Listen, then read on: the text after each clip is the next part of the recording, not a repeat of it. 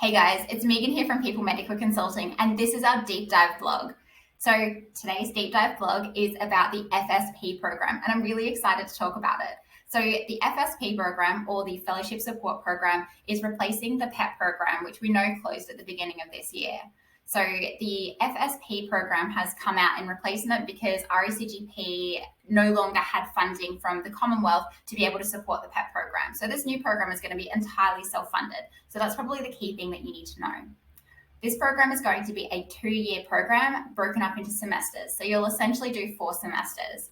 The program is going to give you access to A1 Medicare rates and is a pathway through to fellowship. So after the 2 years, if you do have further time to be done on the program, you can absolutely still stay on the program, still get access to the A1 Medicare rates, but the education component actually only goes for 2 years.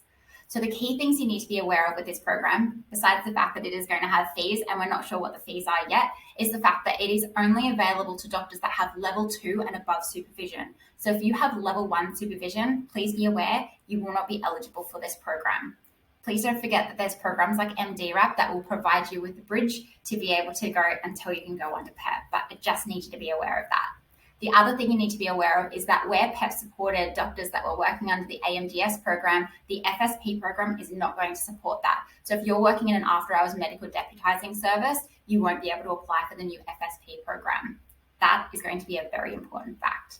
The RACGP is going to be releasing new information next month, that's June, to be able to give us more information. But I wanted to put together this video just to give you the information that we do have now. I'm going to put the link to the blog below because there is tons more information in the blog, but this is just a neat little summary for you on the most important things. If you have any questions, please don't hesitate to support our team, and I'm looking forward to chatting to you again next week for our deep dive vlog.